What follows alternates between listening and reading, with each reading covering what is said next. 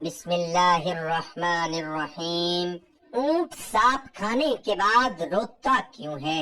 اونٹوں سے متعلق ناقابل یقین معلومات جاننے کے لیے ویڈیو کو آخر تک ضرور دیکھیے گا۔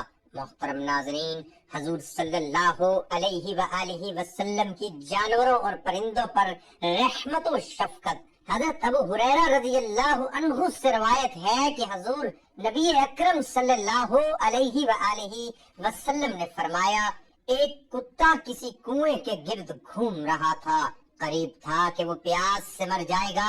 اچانک اسے بنی اسرائیل کی ایک بدکار عورت نے دیکھ لیا۔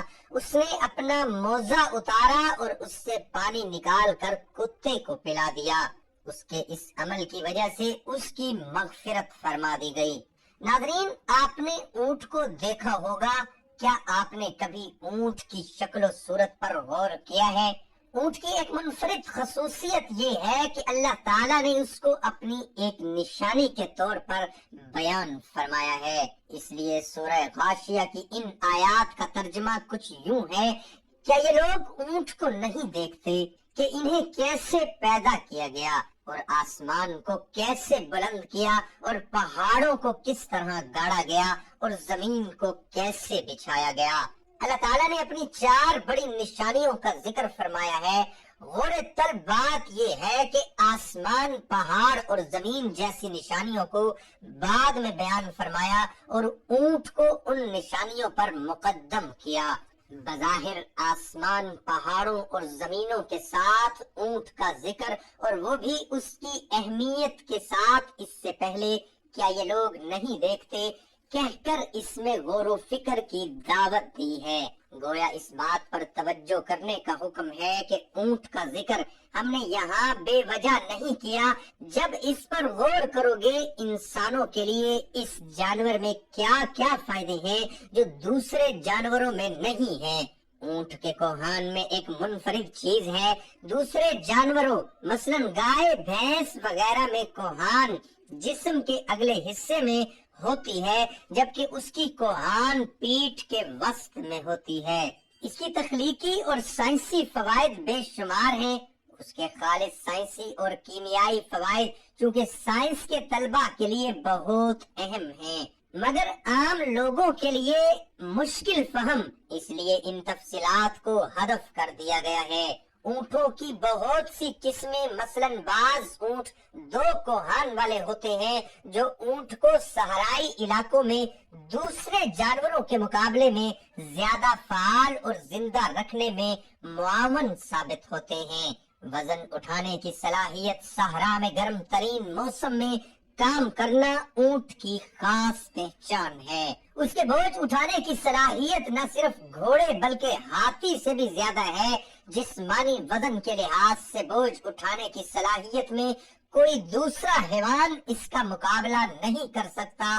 تمام خردرار جانوروں کی انگلیوں پر پرندوں کا خول چڑھا ہوتا ہے اور ان کی انگلیاں نظر نہیں آتی۔ یہ انگلیوں کی حفاظت کے لیے ہوتے ہیں اور یہ جانور اپنے پروں کے بل پر چلتے ہیں۔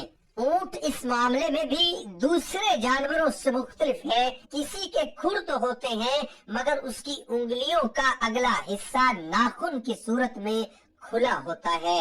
بہت سے جانور پنجوں کے بل پر چلتے ہیں، جیسے کتا، بلی وغیرہ۔ اونٹ نہ انگلیوں کے بل چلتا ہے نہ پنجوں کے بل، پر اس کے لیے اس کی چال دوسرے جانوروں سے مختلف ہوتی ہے۔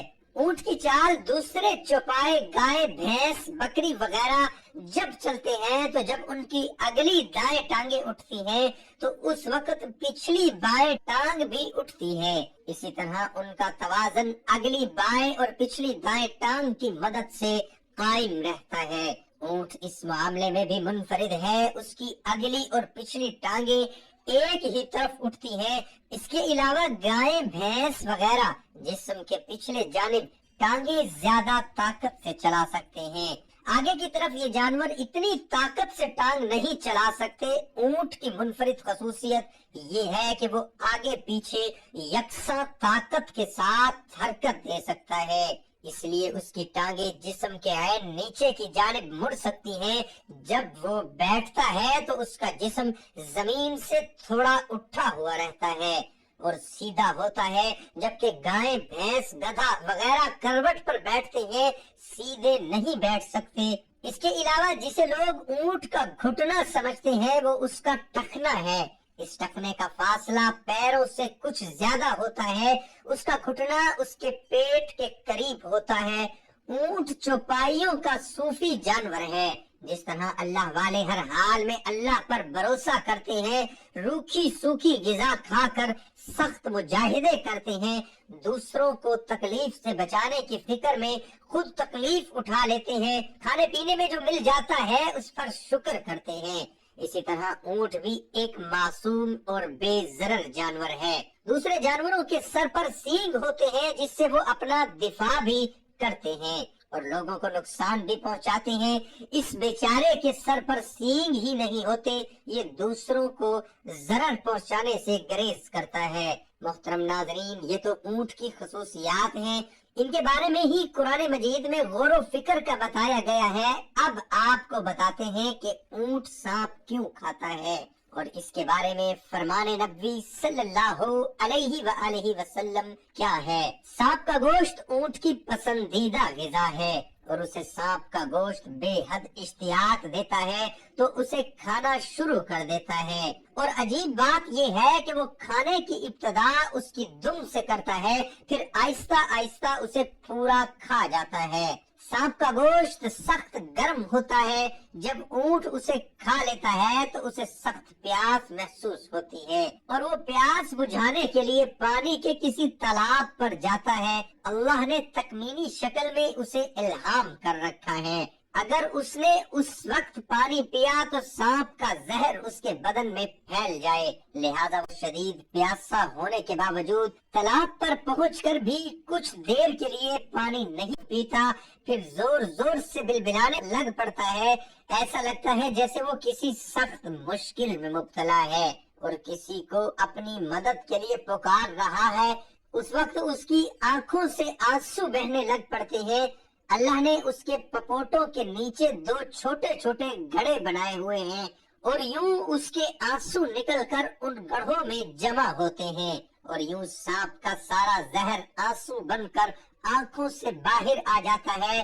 عقل مند صاحبان اس گڑھے میں جمع شدہ پانی کو کسی صاف شیشی میں بھر لیتے ہیں، وہ زہریلا پانی سانپ اور بچھو کے کاٹنے کے کام دیتا ہے۔ اونٹ سے محبت اور پیار کے بارے میں آقا صلی اللہ علیہ وآلہ وسلم کا مشہور واقعہ احادیث نبوی صلی اللہ علیہ وآلہ وسلم میں موجود ہے۔ ایک دن نبی صلی اللہ علیہ وآلہ وسلم کسی انصاری کے باغ میں داخل ہوئے، اچانک ایک اونٹ آیا اور آپ صلی اللہ علیہ وآلہ وسلم کے قدموں میں لوٹنے لگا۔ اس وقت اس کی آنکھوں میں آنسو تھے۔ نبی صلی اللہ علیہ وآلہ وسلم نے اس کی کمر پر سر کے پچھلے حصے پر ہاتھ پھیرا جس سے وہ پرسکون ہو گیا۔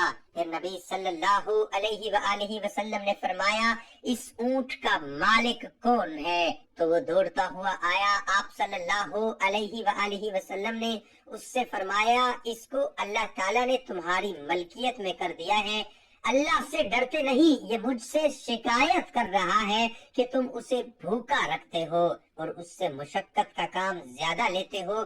ابو داؤد حدیث نمبر 2549۔ حضرت سہیل ابن حنظلہ رضی اللہ تعالی عنہ کہتے ہیں کہ رسول کریم صلی اللہ علیہ وآلہ وسلم ایک اونٹ کے قریب سے گزرے تو دیکھا کہ بھوک اور پیاس کی شدت اور سواری اور بار برداری کی زیادتی سے اس کی پیٹ سے لگ گئی تھی۔